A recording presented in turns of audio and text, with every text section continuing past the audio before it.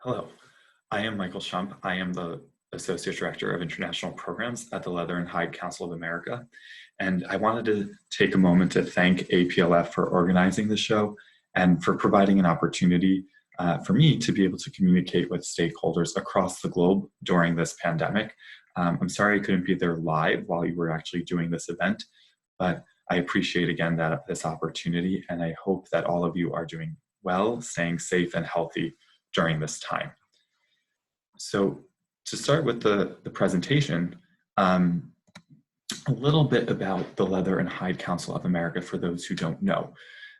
LHCA is the industry organization representing the entire value chain really of the US leather industry, from meat packers and hide processors to leather tanners and producers.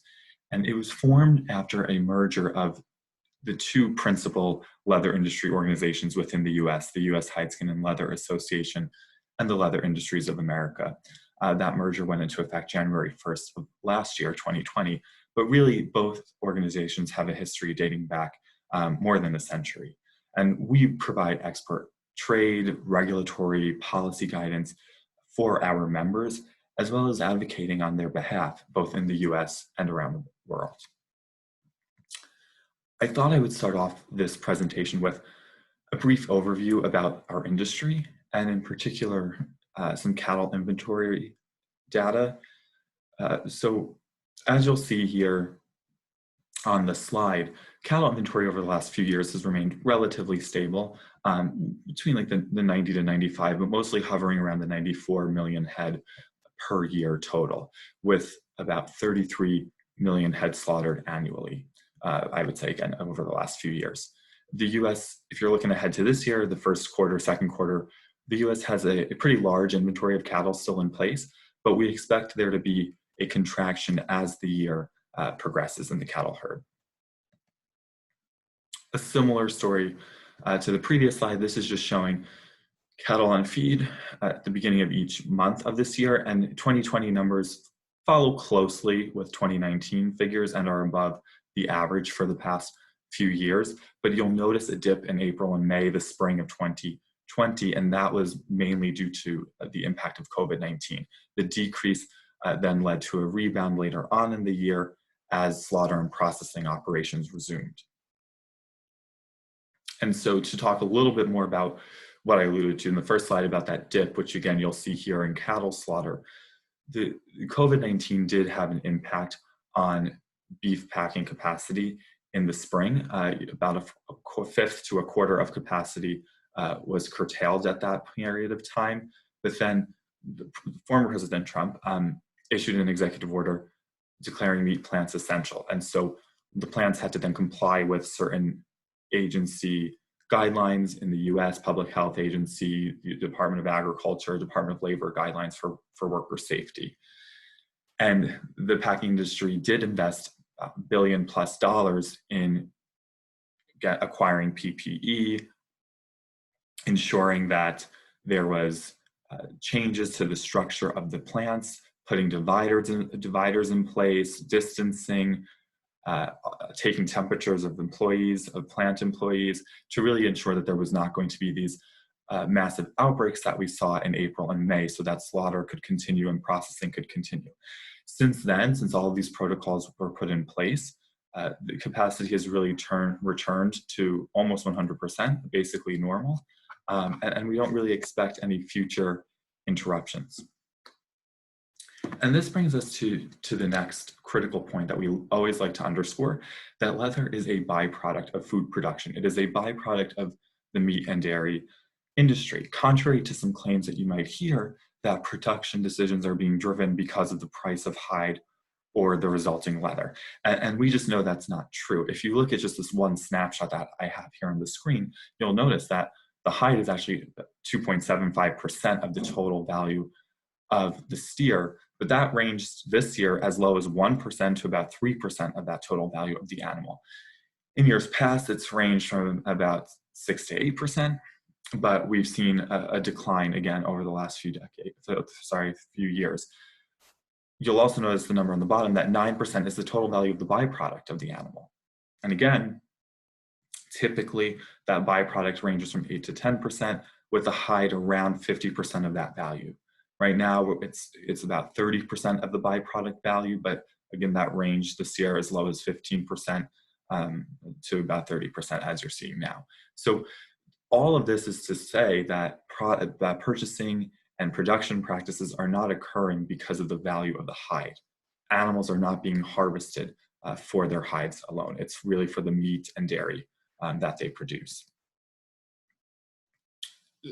And we really have an ethical duty because hides are a byproduct of production. It's best that we use them as opposed to discarding them or destroying them. And this is a little infographic we put together last year that showed 2019 data that of the 30 million hides, 33 million hides that we had, about 17% of them did not even enter the leather supply chain. They were either destroyed or discarded. And so we're really failing here in our ethical duty to use leather, to use the hide to produce leather, as opposed to allowing it to be a waste product. And so we're seeing this because of the rise in plastics and synthetics and other really non-renewable sources that are being used in place of leather. So bringing us to kind of the next portion of the slide deck, I wanted to talk a bit about how important trade is, particularly given how global an industry leather is. So for the US, 90% of our products are exported, and that brings us about $1 to $2 billion annually in export revenue. It's hovered more recently closer to that $1 billion level, again, because of slumping global demand for leather and that rise in synthetic products, including plastics and other fossil fuel derived alternatives to leather. Though that has really put pressure on our industry, which is reflected, like I showed you in that infographic, and also here in the trade data where we've had some declining value the last few years. But again, we really depend on markets and international trade for viability and continued success. And what you'll see on the next slide is basically our top export markets for leather. So you'll see for salted hides on the one side, for wet blues on the other, we're a major source of raw materials for the leather industry. So in terms of our exports, China for salted hides is really the top export market. And then Italy is our top export market for wet blue, but you'll see China and Vietnam very close behind Italy. And I know there are some members watching this webinar today who are from India and from countries in Africa. And so India, in terms of salted hides, would be our 11th largest export market by value. And we've seen value up this year to about 2.6 million. It is smaller than the export markets you see here, but it is a potential for growth for sure for the US industry. And in terms of Africa, Ethiopia has been our leading value market this year. But again, Africa presents really great growth potential. And that includes Egypt and Ghana, which are not too far behind Ethiopia, with Nigeria being another major destination for our exports. So again, the industry is extremely dependent on export trade, and we're really looking forward to getting back to the trade shows and seeing you all again in person. In addition to providing, legislative, regulatory, sort of policy expertise to our members and helping them with trade, we also seek to be their advocate, both in the US and abroad. And so some of the next few issues that I'll outline just briefly are topics that we've been covering and actively involved in over the last couple of years on behalf of our membership. So the one major issue and topic that I know a lot of you are concerned about is leather sustainability. And so we really are trying in any way possible to showcase that leather is sustainable and it is a natural byproduct of the food industry. The global leather industry, as many of you may be aware, last year formally asked the Sustainable Apparel Coalition to suspend the score that the organization applies to leather. in its Higg Materials Sustainability Index. And that Higg Index was launched in 2012, which aims to help brands, retailers, and manufacturers assess the sustainability of materials for use in footwear, in garments, and in other consumer products. And as, again, you may have seen in the media or have been involved in this effort, that we sense the leather industry in the United States joined with our global partners in sending them a letter and sending the Sustainable Apparel Coalition a letter requesting that they suspend this score for leather, because we felt that the methodology wasn't sound, that it was giving leather a score that really encouraged the use of other materials in place of leather, which we felt was inappropriate because of those methodologies, not really representing the true fact of how sustainable leather is. And it's led to manufacturers deselecting leather in favor, like I said, of these fossil fuel derived sustainable synthetic products. And this impacts, of course, the decisions of the brands, but ultimately consumers who really don't have choice now to choose leather, which is more sustainable, we view, than some of these other products out there. So that has been an effort we've really been engaged on. Another one is leather labeling laws. And so you've seen some progress out of Italy and Brazil and other places, and the leather industry in the United States has petitioned the Federal Trade Commission here to establish a clear definition of leather, because current descriptions, in our view, really do not adequately protect today's consumers from the proliferation of false advertising in the industry.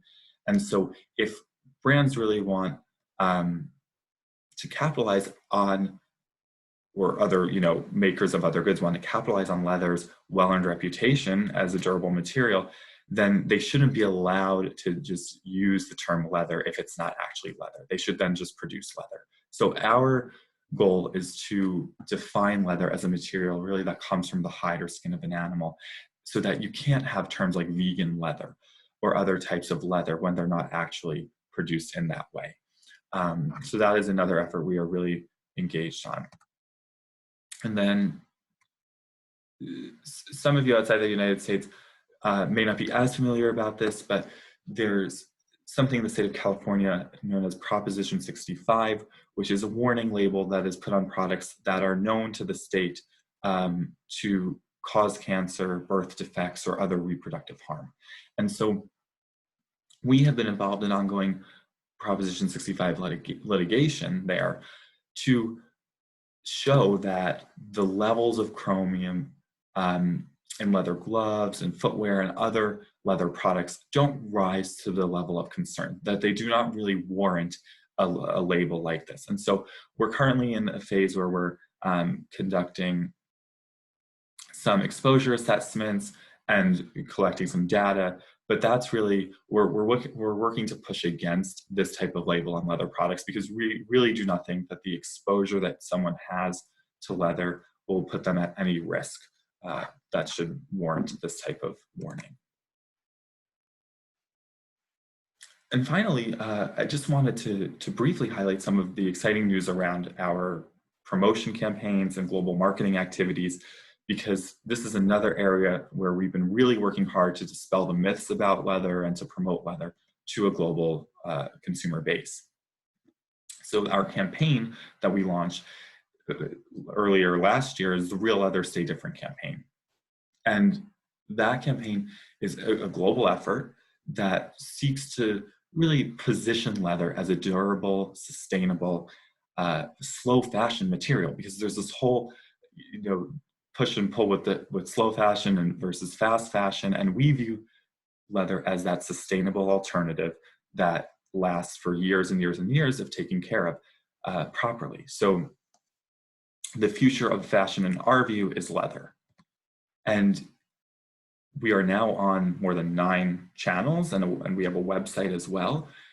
And these include Facebook and Instagram, all the way to TikTok and WeChat in China. And this is how we engage a really expanding global audience base. With all of these channels, we now have produced more than 30,000 engagements. So this is likes and shares and comments on our posts on the different social media channels. The content that we have includes quizzes and blog posts, which feature guest posts from renowned designers and stylists. So to really keep the content fresh and exciting for site goers. And we include some fashion advice there. We have pieces, again, underscoring our common theme that leather is sustainable, it is durable, it is versatile, and it is beautiful. And this is really a great slide that encapsulates the entire kind of success of the program to date, with some metrics. So as you can see there, I've mentioned some of those items already, but we've had 47 million impressions, and our following is really growing. And I'll encourage you to follow us again at the end where there's a hashtag, but I just wanted to let you kind of take a quick look of some of the success based on our metrics. So you may have seen on that previous slide the reference to universities, and one piece of this global marketing effort is our student design competition, which has really taken off and been has really been a great success up until this point. And so the competition started in 2019, and the purpose of it was to celebrate all of these different qualities and attributes of leather that we discussed, its beauty, sustainability, versatility, but recognizing that there's innovation and craftsmanship that a new generation has to offer, and bringing leather to a new generation. We've partnered with a lot of universities around the world, and I'll talk about that on the next slide, but we've really aimed with this student design competition to engage the next generation, to engage young influential designers, to have them become ambassadors for leather, to just educate them on what leather is, how do you use the material, why you should use the material over others. And so we, in our first year of the competition, had 4 simultaneous competitions that were going on with partnering with the different industry associations within those countries. And we are extremely appreciative of those organizations and all the hard work that they did to make these a great success. Some of them are still kind of delayed, in the United Kingdom and Italy because of coronavirus, but in Taiwan, actually, the competition was seen till completion, and there was a award ceremony and product showcase, and a little bit of a fashion show in Taipei at the Taipei 101 skyscraper there. And it was an event that was highly attended, safely done during the pandemic. We were not able to go, unfortunately, but the pictures and videos were really fantastic of the event. And that included design, fashion media in Taiwan, designers, the students. So it was a really great event, and it allowed us to showcase all the students' hard work. Because of this success in 2019 and 2020, we've now launched the student design competition for 2021, and we're trying to expand it as well to ensure it can take place during this pandemic. And so we've adapted it slightly so that it can be done in a safe format. But we're looking to engage these other markets and expand to ensure that anyone around the world can really partake in this. And so it's a multi-step process. And like the previous year, its aim is to really engage and inspire that next generation of young designers and people who will really shape our industry moving forward. And so it's one global competition with concurrent national competitions. So the national competitions occur, and the students have to submit sketches and videos, and they go through various judging panels, and the field is winnowed. And finally, there's the select group of students is able to actually create their designs and some samples of them for a product demonstration and showcase within each market that chooses to compete. We're partnering, with universities to help us recruit students to this competition. And from there, the winners of each national competition will also be able to compete for the winner of the global competition. So that's kind of how we make it more of a global competition, by allowing all the national winners to also compete. And so